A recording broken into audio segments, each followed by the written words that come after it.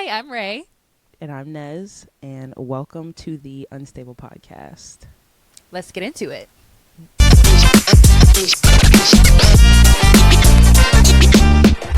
All right, friend, you seem a little excited for excited. today's topic. Why don't you tell the listeners what we're talking about today?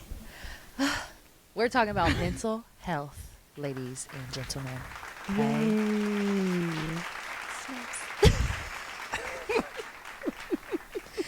We're talking about mental health, a topic near and dear to my spirit, to my soul, to my passion in life. I don't know if I could say the same about my co-host, because her passion is about saving lives in different ways. Right. Yes. So yeah, we're going to talk about mental health today. I know we always talk about like the good, the bad, the ugly. I think this is kind of another theme, the good, the bad, the ugly with it. With our society, with our generation. And I think it's important for us to address in our podcast because, yeah, it's a part of my career, but then also I think generationally and in our 20s, it's a big topic to focus on, something that I know it's been a focus on in my personal life, and then something that you and I have discussed together. Yeah. And the work that we do for ourselves and our overall, life fulfillment in that area. So, yeah, that's what we will be discussing. How are you feeling about it? How are you feeling? So great. So excited. Body language is giving nerves. I mean, you know how I feel about talking about my feelings, so yeah. But you're here, and I you're am involved. here. I am. It took us some time to get here, but look at us. Look where we are. We're here. Yeah. There's been a lot of growth, friend. If you don't realize it, I'll be the one to tell you. In our 10-year friendship, you have, although you going back difficult, all the way. You going back all the way. Yeah. Well, just from where we started and me getting to know you, and where you are now, you have made leaps and bounds. That's true. Not the same person. Not the same person. Right. So, all right. Let's get into it, for real. Let's get into it. I think a good place to start is kind of maybe generationally how it's looked at now, the stigma behind mental health, and then maybe that'll catapult us into some more present stuff. Day. Yeah. So I think generationally, well, my family's Caribbean, right? So I'm not sure if y'all knew that. Generationally and culturally, yeah. Caribbean, and so therapy is fake. We don't do that. We don't talk to other people about our problems. We figure it out. That statement. Therapy is fake. Yeah. You keep your problems, and you find a way to figure it out because everybody else before you find a way to figure it out. And I don't really agree with that. Yeah. Okay. So I think it started with my generation, specifically my family, where we started to acknowledge how important mental health is and how important like the utilization of therapy is. Because even my parents, I think my mom is more open to it. And I think that's just from her like medical background, her being a doctor. She's, been around psych and all of that and how that works. Dad, not a fan. He doesn't fully understand it. But I get it. Like, that's not how they were raised. It wasn't like, go speak to a therapist, let it out, we'll figure it out that way. It was, you're going to sit down with your emotions and do what you're going to do with them and figure it out and move forward or not address them ever. That's just how that was. So You'll be all right. I think between like going to college and having access to like mental health services in college, and then also like what I'm going into for my career and the exposures that I've had, and then also with you, friend, with what your career is and all the learning and things that you've done in your process has definitely opened my eyes up to the importance of mental health and the use of therapy to get you through the hard times instead of just keeping it deep down in there. So that's just a short synopsis of like my generational / cultural ideals and, kind of how I got to where I am in terms of like mental health and stuff. So, Yeah. On my side, my mother is a African American, beautiful woman. And then my father is a Caucasian male. Okay, so culturally, I think more so on I think my mom's side, or there's these terms of what happens in the house stays in the house, like keep it here, right, keep your business here. Although it wasn't like directly a tone of that, I think generationally that was the tone. Like my mom didn't tell me that specifically, and I think my siblings and I are that generation of inviting mental health more into the focus versus not. I'm not saying that all of my siblings are on the same track as me or go to therapy, which again, to have access to it, to know why it's useful is one thing. And if you find that you need it, then okay. But I'm not going to say, hey, every single person in the world needs, right. therapy. But when it's available, if it's available to you, use it. So I think between just that tone culturally as well, and then also like access to it, stigma is a huge, has had a huge impact, I think, generationally. And then I think we all saw this shift during COVID as well, as the importance of mental health and talking to people, going to a space of such isolation. I think we all needed, some type of connection or to discuss what was happening in the world at that time. So having that access via telehealth, that was a huge change as well. But I think with stigma, I remember us being in college, and a part of why I like and I love doing what I do is, from an athletic point of view, when we talk about injuries, usually that's injuries that you can physically see. Like I got a sprained ankle, I can't run, or, I tore this ACL, I need a surgery, whatever it is. Right. Physically you can see it, versus on the mental health side, something that caught my attention is like, well, what about, the injuries that we can't see? That's the depression, that's the crippling anxiety, the imposter syndrome that gets us in a spiral. So with the stigma, I think it works against that there are mental injuries that can be as significant as physical ones sometimes. Yeah. But the tone is, get over it, get over it, work through it. Right. You'll be okay. Right. So yeah, I think there's a shift of when you're tapping into leaning on a support system to work through those mental, let's say, injuries or those barriers. Might find that you can work through them a little bit faster than solely by yourself. And I think that's where I don't know. I am, really and maybe don't know. Go ahead. No, I was just saying, like, I really don't know, like, when the shift happened, but I think some of it is kind of like societal too, because like prior to our generation, people weren't talking about mental health and going to therapy and getting help for that kind of stuff. Like we were saying, it's kind of like mum's the word. Like, you don't talk about what's going on mentally. But I feel like people are so much more willing to talk about what they're going through now that it encourages other people to talk about what they're going through. And in that way, it can kind of be therapeutic. Even if people aren't physically or actually going to therapy, just hearing other people talk about what you're going through and then feeling comfortable enough to share that, I think can be kind of therapeutic in a way too. So I think part of it is more people are willing to just talk about the topic that's been so taboo for so long. Right. What are there, like, I don't know, from your perspective, like, misconceptions are there about maybe therapy that maybe people just assume and don't really understand? I think part of it is, something that we've talked about and something we mentioned before, not necessarily on the podcast, but in our conversations, like, therapy doesn't mean that there's something wrong with you. It doesn't mean, like, you need to be, like, institutionalized or something. It's not just for the people who got, the big DSM diagnoses.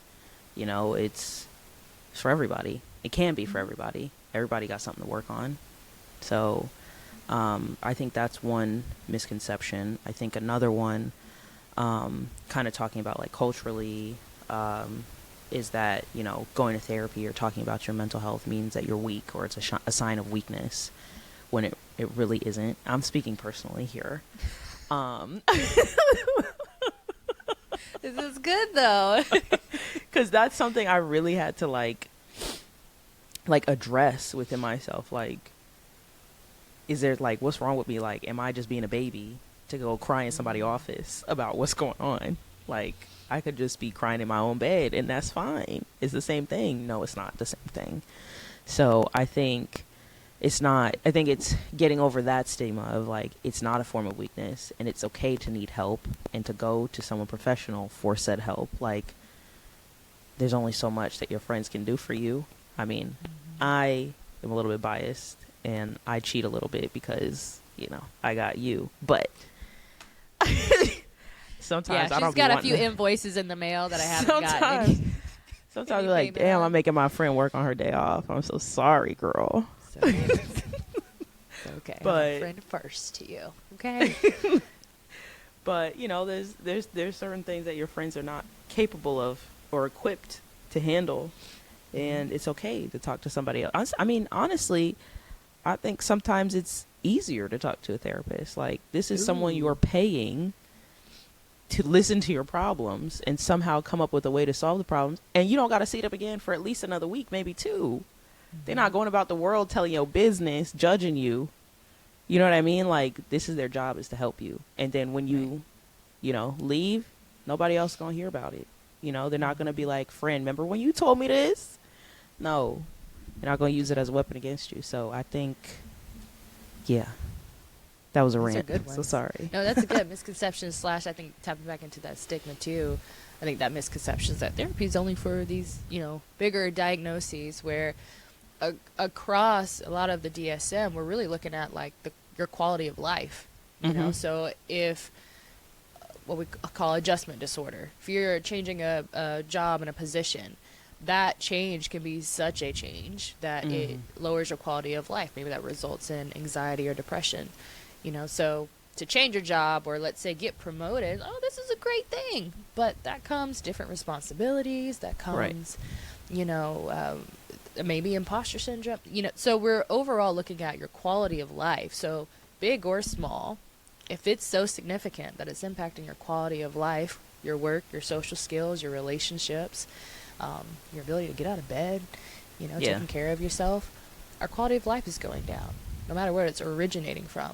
So that's really what we're looking at. That's a good point. I never thought of it that way. That's a good one. Yeah. So sometimes like that anxiety, if I have social anxiety and I keep missing these big events in my partner's lives, these weddings, these anniversaries that we're invited to, that might impact my relationship in a way. So can I work on that social anxiety to overcome, because that's adding into my relationship, you know? But, you know, this, again, going back to these bigger DSM diagnoses, that's what therapy's for. Not only, so I think that's a good point. I think another misconception is a thought that, oh, if I go to therapy, they're just going to put me on meds. That's a good one. That's a good one. And that's not true. That talk therapy is very much therapy. Now, sometimes you could do a combination of medication and talk therapy. I highly suggest combo, not just not just meds. But then meds can be helpful. It kind of depends on your situation. But I think that is a huge misconception of like, they're just going to dope me up. Medicate me and numb me. That doesn't fix the problem. Right. Well, even with medicine without work, okay, I can see it from that perspective. We still want to be doing work. But you come into my office, my first thought is that, let me put you on something. On meds, yeah. Yeah. So, and it's different for everyone. And I want to say that too as a disclaimer, because there are some people where meds are a part of their treatment, you know, and that is not a bad thing, because again, how is your quality of life? So, yeah, sometimes it's like you're, you know, along those lines, like there's only so much you can do, and then you have to counteract, like chemically, there's things going on here. So sometimes there's only so much that, you know, the talk therapy and things like that can do, and sometimes you need to add meds, and that's okay. Yeah. And it doesn't need to be forever.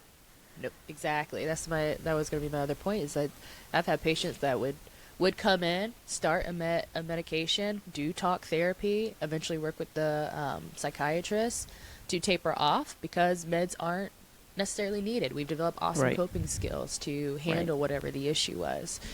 And now there's other, let's say, big diagnoses, as you mentioned, where maybe medication is more of a priority to help stabilize. So again, the quality of life is where you hope it to be. So yeah, those are some ones that come to mind off the top of my head as a big misconception. The weakness is a big one. I fight against that a lot. Because my thought is like, you know how much courage it takes to walk into a room and speak to a stranger about the things that hurt you the most in life? And it is, to me, going back to your point, it's easier for me to speak to a therapist than family and friends. Not that I don't speak to them, but because I know pretty much I hired this person to hear me out Right. and give me tools. Right. I know that they are solely focused on me. Because Nez has been a part of my life, or even her sister at times, where I'll say something like, "Are you okay? Did I share too much? Are you fine?" And they're like, "Yeah, I'm fine. Yeah. Relax." And I'm like, "Are you sure? Was that too much?" I kind of just verbally threw up all over you. Right. So I don't do that in therapy. I'm just like, Right. Please take this. I Take don't want to this. hold this. I can't. It's hurting me. It's hurting me. Oh, man. So yeah, as you can tell, I really like this topic. I'm really... Very much so. Very much so on your side of this call here. I'm just like, yeah. You're like, oh, God. I mean, I will say, I've told you this before. I think some of my views on therapy and mental health have become more positive and optimistic because I have you as a friend. Like, I'm currently not in therapy, but that's just because of my circumstances. I don't have a real big girl job right now. But when I was, it was because you pushed me to do it. You were like, "Friend, love you so much." Yeah. And love chatting with you about this, but you need to speak to someone about it, like someone who's fully, like, their job is vested in doing this for you. And I think that was a year and a half ago when I started, and I think I hadn't spoken to anyone like therapy wise since my big depression bout in college. So it was a long gap of time that I was just trying to, like, deal with life on my own. Yeah. Not very well, but yes, I will say that you need to have people in your corner who will be willing to tell you the hard things, like, "Hey, love you so much, but you need to go talk to someone about this." Yeah. Like, for real. Yeah. This is deeper than just let's a kiki about it on the phone every now and then. Like, you need to talk. So Yeah. get you some friends like Rajon. Oh. Thanks. Oh. Thanks. I like the mushy gushy. But you've done the same for me too, because there was although I had, I think, been in therapy at the time, there was a situation where the type of therapy I was doing wasn't getting me where I wanted to get to. I think we were just hitting a really hard barrier, and it's coming to you, and it was kind of the same conversation. Like, I hear you, this is a persistent issue, but maybe we try this. And and that is for someone who is not me to work with you on.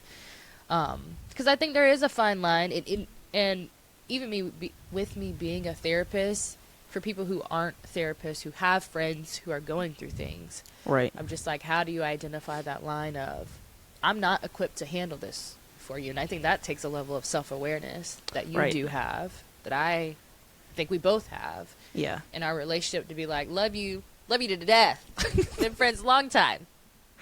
But I can't do this one. This is a professional. But I think Tapped that's out. so hard. I think that's so hard. Like, I am so happy that we are able to do that, but I can see how that would be hard for other people, like, Yeah. and I could see how that could weigh on a friendship, right? Like, how, you just telling this person everything. And on one hand, like, yes, I want to be there for you as your friend, but on the other hand, like, I don't know how, I'm not equipped to deal with this, so now it's my problem too, and I can't separate it. So I can see how that could be hard for people. For yeah, I think part of that comes from they got to talk to each other a little bit more. You know, like when your friend is telling you something, you gotta be like, look, love you, but I don't know if I'm equipped to handle what you're telling me right now. I don't know if I can give you what you need from this conversation. And that would take the other friend receiving that, you know, it's not a dig. It's not, hey, I don't want to hear you. It's not, I don't want to listen to what's going on. It's, I don't think I can help you in this situation, which is hard to hear. I think it's hard to say, and it's also probably hard to hear, but I think for the sake of the friendship, it would be important for people to be able to acknowledge when they have the gaps there. Right. Which can also loop back into my statement about your quality of life. So you're not where you want to be, or whatever the situation is. You keep bringing this thing back to your friends. There's no movement being made because your friend's equipped with their little toolbox. Right. You're equipped with your toolbox, and you know, it's just like you're perpetually anxious or sad or whatever it may be. I can't help. I can't help you through this. It doesn't feel like I can. So, and now every time we do talk, it's about not so great things. So as a friend, it's weighing on me. Okay, now it's like, okay, this friendship isn't very positive. So now I'm starting to create this distance as well, or that could result in it. So it does take a lot of strength to say, hey, friend, right, I don't have the tools, and you are doing your friend a service by saying that, not a disservice by pretending that you do have the tools or you have the full tank to handle the emotional load that they could be experiencing at the time. And that's something I had to learn, because I give a lot at work, so then to come home to say, hey, I don't have it today. Yeah. Who can you talk to? Can you let me know when you talk to them? We've done that. When you've had like hard shifts or hard days, and not necessarily that I'm going through like a crisis or something, but I'm like running something by you, and you're like, look, friend, I'm talked out, girl. I can't do it today. Put a pin in it. And I'll be like, okay, we'll put a pin in it. It's not an emergency. We can talk about it another day. So I just, that's very important, I think. Yeah. I've had people ask me, like, how do I set that boundary, right? Because if you're working on your mental health, boundaries going to come up. No matter which way you fold it, look at it, boundaries are going to come up. How do I hold that boundary if I don't have that space when I'm working through this grief and this is weighing me down, but then my friend has something going on? You know? Well, this is why we have a support system. Because if I'm not available, I know Nez has her family. She does have other friends, you know, where I have to humbly tell myself I am not the fixer of everybody's problems, and that's okay. Yeah. Someone else will fix it. Someone else will help her through it. Right. You know? And if you have people where you're only their primary support, we might want to educate them on expanding that a little bit. Yep. That also could help. That could be helped through therapy of like, let's expand your support system, because it can't just be your best friend or your boyfriend or mom. Yep. That's a lot of weight on one person. Yep. And that was kind of where I was going to say that before, but I think it's important to recognize in your friendships, like, you can't just have a friend where all you do is unload on them. You know what I mean? Like, there has to be a balance. Like, you can talk about hard stuff, but you also can talk about light stuff and fun stuff and that kind of stuff, like that kind of things. So I think that's a good point you just made. Like, you can't just have one person that you unload everything on and you just expect them to just have all the answers. Like, there's got to be some give and take. Like, are you there for them when they have things to unload? Are you able to help them in that aspect? I think that's part of any relationship, but especially a friendship where you talk about a lot of things as friends, obviously. So, yeah. Yeah. And if they can come to you and you can't go to them, it is not a trustworthy relationship. Shout out to Miss Brene Brown. I'll link her Elements of Trust at the end of this episode, because she's a phenomenal researcher. But, it has to be back and forth, give and take, and the good, the bad, the ugly. You want a blend of it, because if you're going to be standing next to me through my hardest moments, well, I hope you want me close to you when you're successful and happy and in a space of bliss too. We're talking about friendship. Yeah. So when we're talking about therapy, right? finding a therapist can be a difficult time. I think I got lucky, okay? The 2 people that I've considered therapists in my life, I connected with them instantly, and I didn't feel any qualms, no questions. I was like, yes, I'm sorry. I didn't even have to apologize, but I was just apologizing every time I was crying in the office, every single time. I'm specifically talking about the one in college. You know who I'm talking about. Mm-hmm. I was like, I'm so sorry I'm crying in here. He's like, why are you apologizing? Right, this is therapy. Please right. cry. Here's some tissue. Yes. So I think that's part of like the turnoffs that people have with therapy is like, oh, I didn't connect with this therapist. That means therapy's not for me. No, sometimes it takes a little time to find someone that you click with. You just have to keep trying a little bit. But I think that means you have to prioritize that this is something that you want to work on. And not just say, oh, I did it. It didn't work. Sorry. Yeah. No, I'm done. Which is easier said than done, right? You can be like, oh, I tried it and it wasn't for me. But did you really put in the effort to like better your mental health? Maybe not, because you tried one person and they weren't for you, and then you said scrap the whole thing. So I think I would encourage people to stay patient with that process, because when you find a good therapist, it's hard work, but it's a great thing when you get through some breakthroughs. Yeah.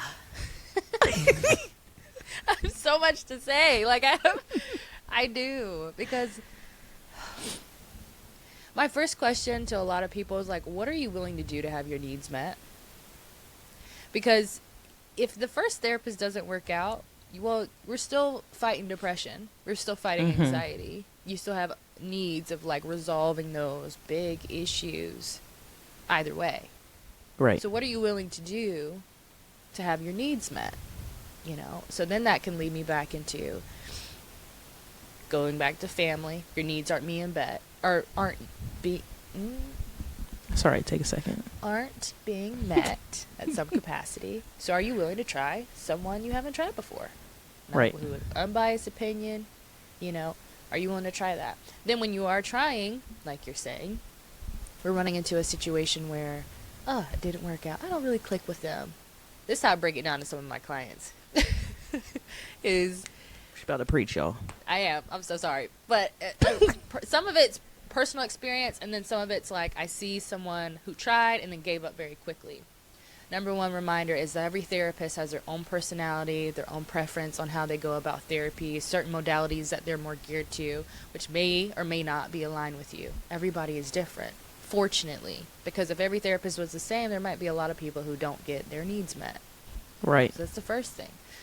Second thing is when you're going to therapy and you say, well, I tried. One session, which is usually an intake session, is not going to be, we're not getting into the meat and potatoes. No. We're not. Give it a few sessions. Right. Give it a few sessions with that person. And as you start to find barriers that come up, for example, I had someone come back to me based off of the place that I work saying, hey, I can't work with this therapist. Like, this person is too, like, just like abrasive or like whatever it may be. This person needed a little bit more catering to or empathy, you know.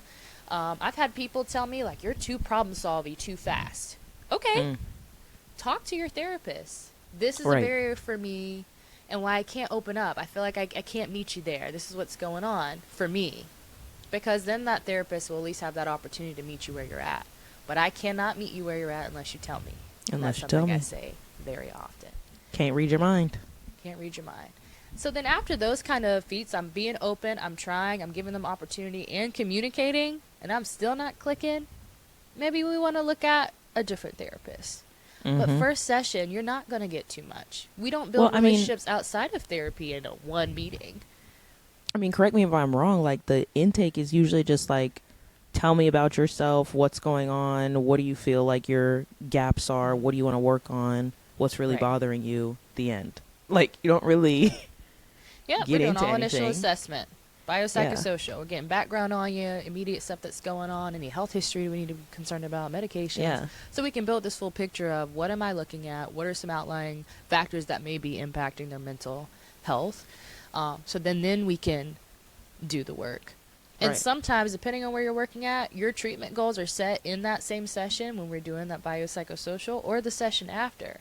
So I'm getting a whole bunch of background. The next session, what do we want to work on? Okay, let's Right. set those goals. And the next session, Then we we're getting start. into work. Right. So, and it's different some places, you know, on how they go about those first 2 or 3. But really, those first 2 or 3, we're not diving into the work to say, hey, is this effective or not? You know, so give yourself a chance and be present and really open and willing, but then also give the therapist sitting across from you a chance to understand how Right. to treat you, how to move you through a process to reach your goals. Because I have some tools, but I can't say that'll work for everybody. Right. It won't. You know? So don't give up. Keep trying. Keep trying. I think another barrier that I saw working in private practice is the financial aspect of kind of getting into therapy. And I know you mentioned earlier, like, I'm not working right now, that's why I'm not in therapy. So I think that's important to kind of discuss, and I mean, for ourselves, for our listeners, because I know I wasn't always that way. Because again, you were in therapy for a bit. Right. I think were you working that summer? Were you working at the time? I was. I had Yeah. some like supplemental play money that I was using for that. And then when it was no longer in the budget, I couldn't. And then I think actually what it was I moved. Because remember, Oh yes, that's when I had to You stop. were in Tampa still. I was in Yeah. Tampa seeing a Florida therapist. And when I moved, she could no longer work with me because she's not licensed in the state that I live in now. That's the real reason why I stopped. Right. Because I was finding a way. We was doing bi-weekly or once every 3 weeks. You know, I was like, look, I don't got it this month. So she's like, all right, we could do every 3 weeks. But it was better than nothing. And then Right. I didn't listen to my own advice, kind of, and just was like, you know what? I'm going to put it off till I get a real job, because I'm telling you, the effort of finding a new therapist is daunting, like, especially when you have a crazy schedule like I do. So I put it off a little bit. It's okay, but it's And on the list of things. to It get is. back It's into. it's happening in 2025 because I'm getting a big girl job. 2025 it's happening. Yes. But also, like, without having the little extra money, it is difficult because it's not always cheap. It's not always affordable. You don't always have the resources to be able to afford it. And a lot of these places that do like virtual therapy and stuff will offer like a more discounted rate, like especially if you don't have a job or if you have, you know, low income. But even sometimes that still might not cut it, you know, in terms of making it affordable for you. So I think the financial piece can be definitely a little bit of a barrier. And I think some of it also depends on what your insurance is. Because some insurances cover mental health services and some don't acknowledge it. So you kind of also have to look at like what your benefits cover for you. So with all that combined, it kind of hasn't played into my budget this past year and a half because it's just too much. I don't got it. Yeah. Yes. I was on her behind once she left and transitioned out of Tampa to help figure out a way, because I know it was really beneficial for you, and Yeah. I know you could tell, and you know, especially when you see your friends or loved ones thriving in an area that was not the best at the time. And of course, I want you to continue that work, and that's as a friend, not a therapist. But yeah, you're right. There, insurance plays a factor into it. Your current state financially, and I guess I want to take the opportunity to discuss maybe a few options if anyone is trying to seek therapy or finding that financially that is a barrier. So first, I know EAP, your employee assistant programs at your jobs. You know, there are some participating therapists that most jobs like directly work with, where you can get a few sessions that are already covered. Those are free Sometimes sessions, right? Usually, So yeah. And that'll take care of, usually the first few sessions can be the most expensive ones because you're going through all those assessments. So those EAP could cover those sessions. I mean, I've worked with people for 3 sessions covered by EAP. I've worked between 6 and 8 sessions, you know, and depending on what you're going through, maybe you need to use those weekly, maybe twice a week, because I've had people who really, really needed some intense work. But then maybe some people spread those out, and that can get you through maybe a couple of months of having therapy before we tap into, okay, now let's look into your insurance, see what's covered. Is there a copay? And then worst case scenario, it's not covered by insurance, so then we're looking at self-pay options. Right. So just some factors that way. Some places provide a sliding scale, so depending on your financial situation, they do usually collect some more information to make sure like you're appropriate to have that sliding scale option. And so that's an option where it'd be a reduced rate. I remember when I was looking at doing therapy, I think it was through BetterHelp at the time. Shout out to BetterHelp. We're not sponsored. We are not sponsored. To be clear, we're not sponsored, but shout out to BetterHelp. Thank you for all the therapists working with the people who are using their systems. But I know for them, I just kind of, at the time, I was not making enough where it was feasible for me to do therapy, and they had like the first few sessions or few months that were a reduced rate, and I think that was a really cool option. Collect some information where trying to make it attainable, you know, that people need help.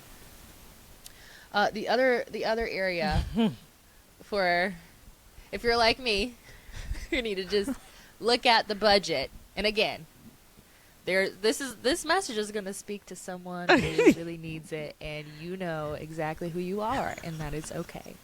So we're just gonna get real intimate here, and we're gonna talk about it, okay? So Real close. If you do budgeting, okay, and you're looking at your finances, and maybe you're spending between $180 to $200 a month on eating out, we could possibly repurpose those finances. Okay, because on average, the last time I checked, self-pay options for therapy could range, depending on where you're going, between like $80 to $100. So we could, again, I'm going to hold your hand through this. Okay, we could maybe cook some more at the house, because as our mother would say, we got food at the house. At the house, yeah. We got food at the house, right? Hold the hand tight. Hold her hand tight, y'all. She's not done. She's not done. I'm really holding them because this is a safe space, and I'm trying to support you. But this also requires hard truths. Hard truths. Okay. Yes. Some truths I've given to my dear friend that's just on the other side of this camera. Yes, okay. She has. That's why I'm still holding my hand real tight here. So you might find it beneficial to just reassess where some of these finances are going and ask yourself, what are you willing to do to get your needs met? Okay? Because Grubhub might need to be deleted. Okay? The DoorDash.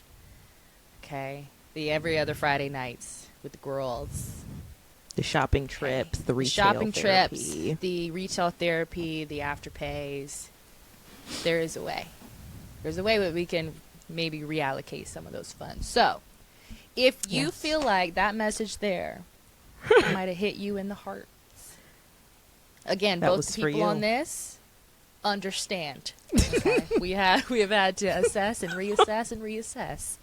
Yes. But sometimes there are ways to afford therapy that we're just not looking at. So I challenge you to take a look at that budget. And just do the math. It really might be shocking. Because for me, when I realize how much money is going to the food outside of this home. Yeah. Outside of the groceries, you know, like. Yeah. It's just like, wow.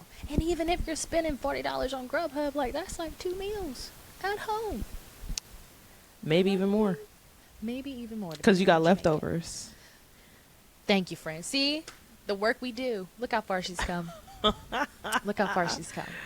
So, so yeah, if you're deterred because of the financial aspect, go through some of those layers, assess it a little bit more, and see maybe where you have some flexibility. Because, you know, the work in your life could just be on the other side of deleting an app off your phone. Oh, it's about the priorities, baby, about the priorities. So yeah, but I know it can be kind of daunting. But then it's like that challenge of, taking care of yourself. Self-care. So No, it literally is taboo. Like, I can't afford to. But we'll go and do these other things. You know? You can afford to. You can make it happen. It is possible to live a better, happier life than you might be experiencing right now.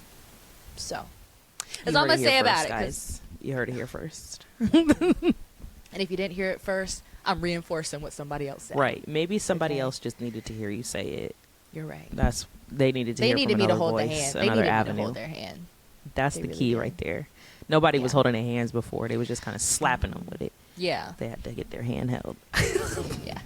Not here. We don't believe in violence. Believe in violence. Keep it cute. Keep it cute. Keep it cute. Oh, man. This is fun. I'm really having a great time. I really am. She's been looking forward to this topic. She's been looking forward to it. I brought it up and I said, let's talk about it. She said, yep. Yes. Great. Let's do it. I'm ready. Waiting on my life. I think she was waiting on me to bring it up. I was. Because she knew that I was the sticking point. I needed a participant in this conversation. Yeah.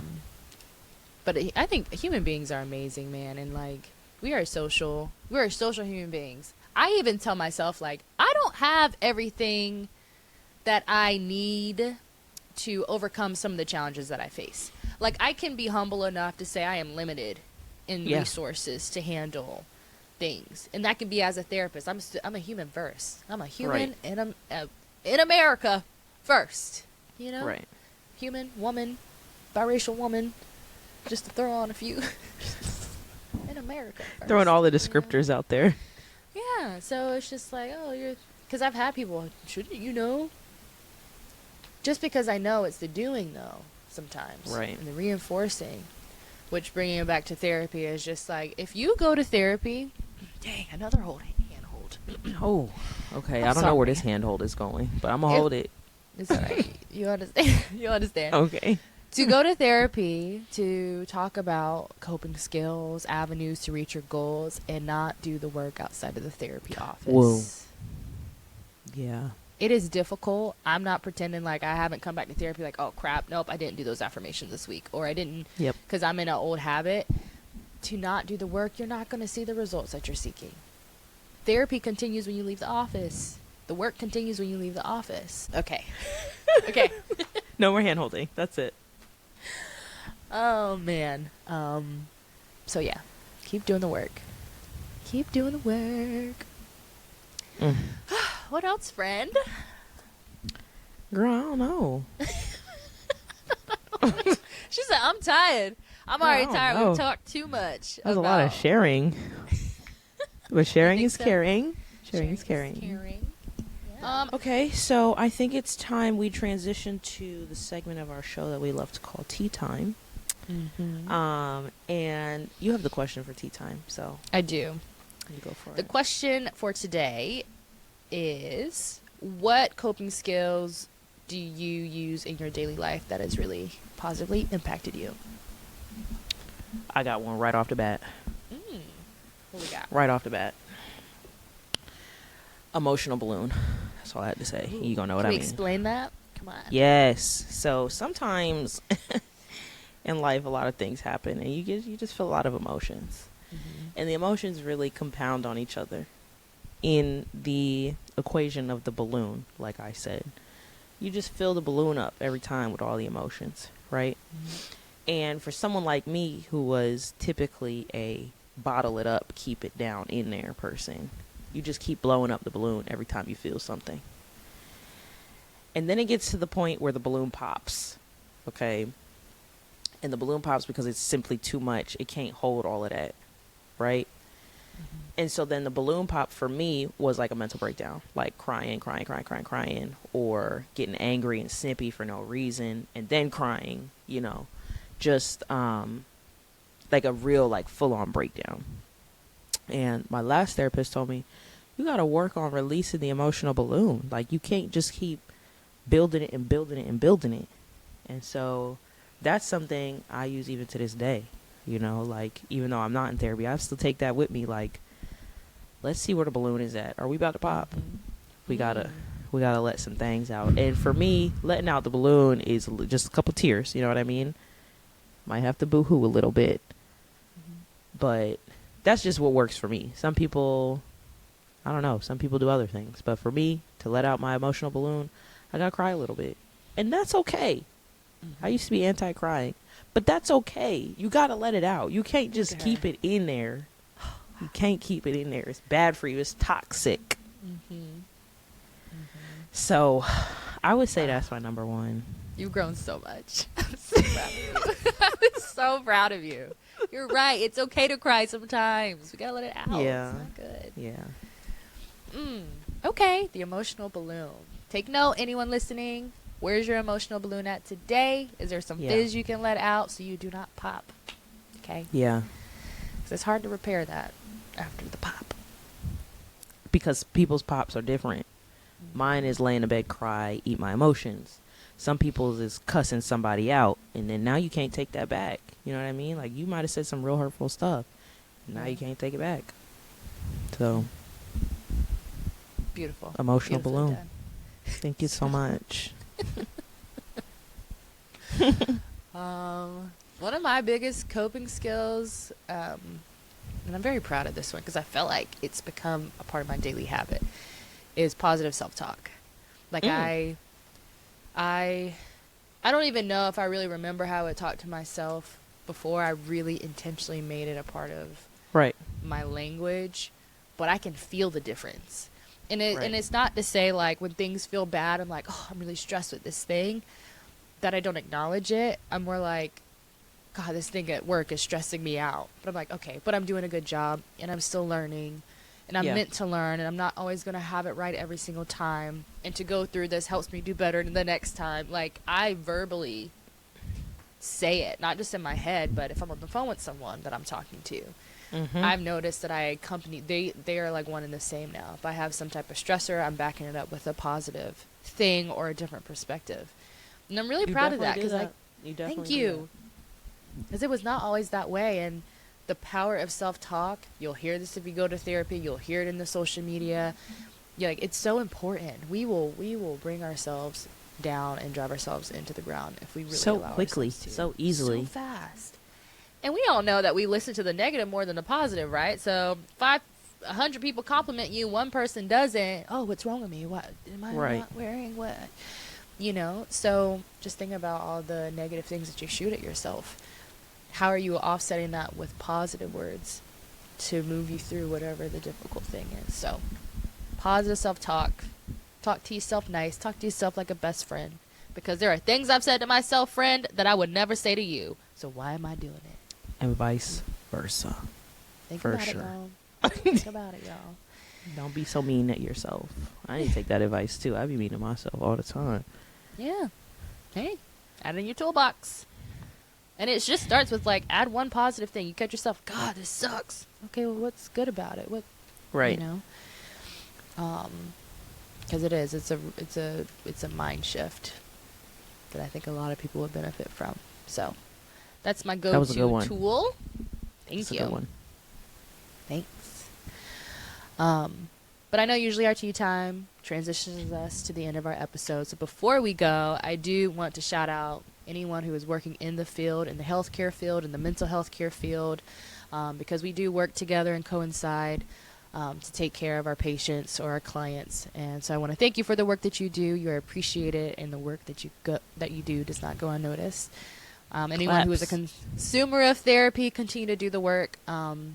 You know, and if you have an opportunity where you have to trade therapists or you move like our dear friend Naz, remember that you did a lot of work with your other therapist. Work has been done. You pick up from where you left off, and you keep going. And then anyone who's still searching or on the fence about it, think about some of the things we said in this episode. Yes. You're worth it. You can make it happen if you really want it to happen, and your needs need to be met. So, amen. Amen. Thank you. All right. Well, as we say, like, share, comment, subscribe. What'd you say? Tell your mama, tell your friend, tell somebody. Tell your auntie, tell your cousin, tell whoever you want to tell, but tell somebody. And we'll look forward to getting into it next time on the next episode. Okay, bye. Okay, bye.